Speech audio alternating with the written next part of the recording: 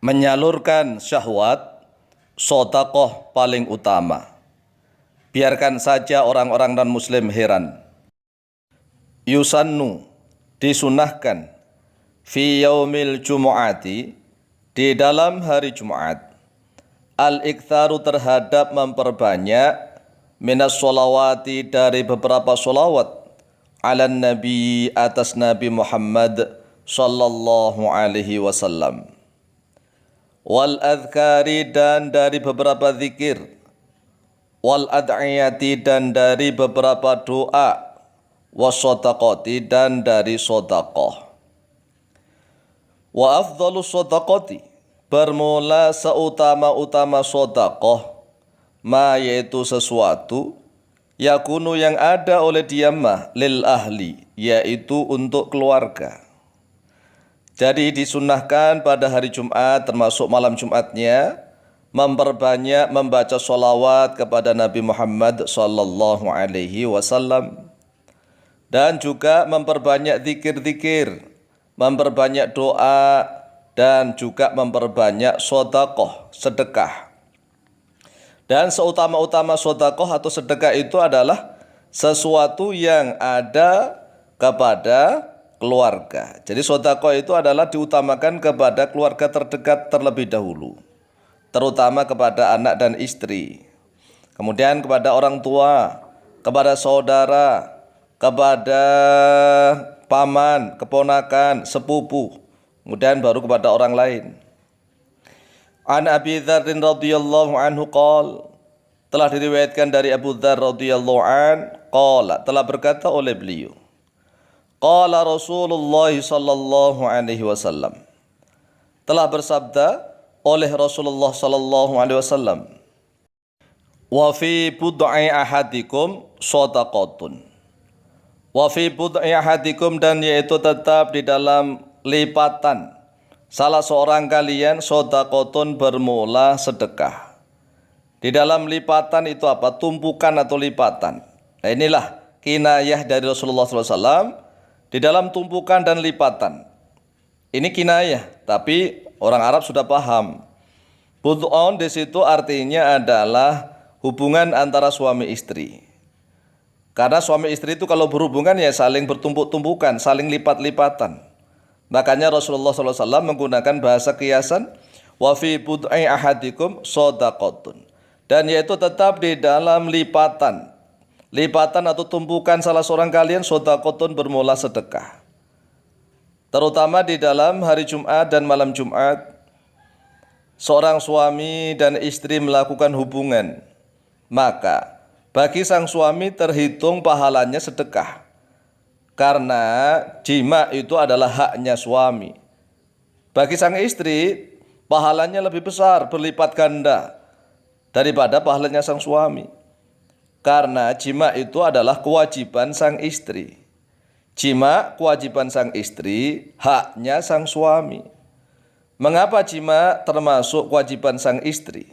Karena sang suami sudah diwajibkan oleh Allah tatkala mau menikah membayar mahar atau mas kawin. Itu kewajiban suami, bukan kewajiban istri. Kemudian setelah menikah, Allah juga mewajibkan kepada sang suami untuk memberikan nafkah. Mencarikan nafkah sandang pangan papan itu kewajiban sang suami. Bahkan Allah juga mewajibkan kepada sang suami untuk mendidik. Kemudian sekarang kewajiban istri apa? Kewajiban istri melayani suami, taat pada suami.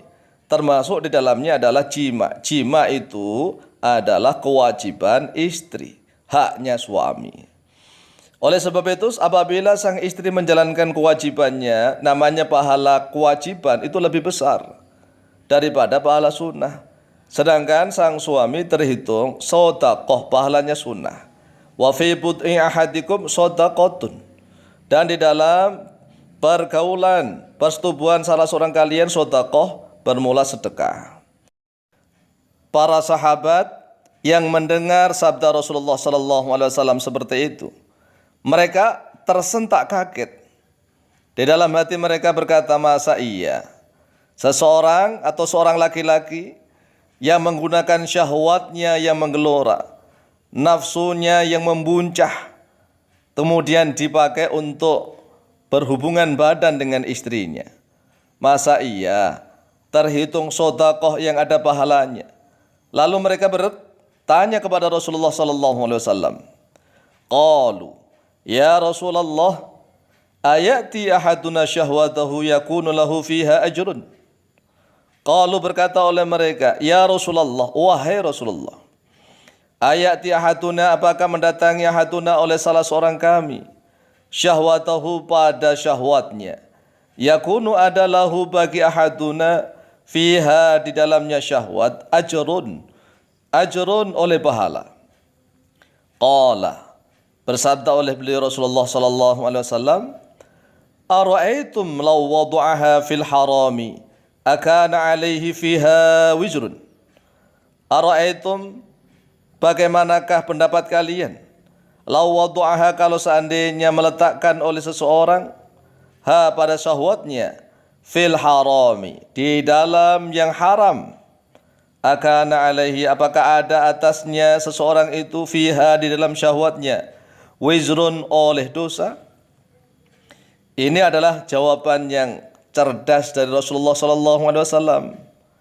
Para sahabat seolah-olah tidak percaya kalau seorang suami yang mendatangi istrinya itu mendapatkan pahala sedekah.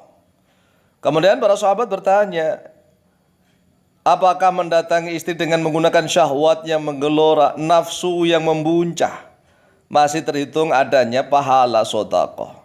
Kemudian Rasulullah menjawab, bagaimana pendapat kalian kalau seandainya syahwat itu disalurkan, diletakkan pada yang haram, apakah di dalamnya itu ada dosa? Lah, dengan jawaban seperti itulah Rasulullah SAW menjelaskan, fakadzalika idza wada'aha fil halali kana lahu fiha ajrun. Fakadzalika, maka yaitu seperti itu, idza wada'aha, apabila meletakkan, apabila menyalurkan oleh seseorang ha pada syahwatnya, fil halali, di dalam yang halal, kana, maka ada, lahu, baginya dia seseorang, fiha, di dalam syahwatnya, ajrun, oleh pahala. Akhraja telah mengeluarkan pada hadis Muslimun, oleh Imam Muslim, nomor hadis 1674. Jadi sudah jelas bahwa seorang laki-laki yang mendatangi istrinya kemudian melakukan hubungan badan, semuanya terhitung pahala sedekah. Kemudian bagi sang istri terhitung pahala wajib, maka pahala istri lebih besar daripada pahala suami dalam hal ini.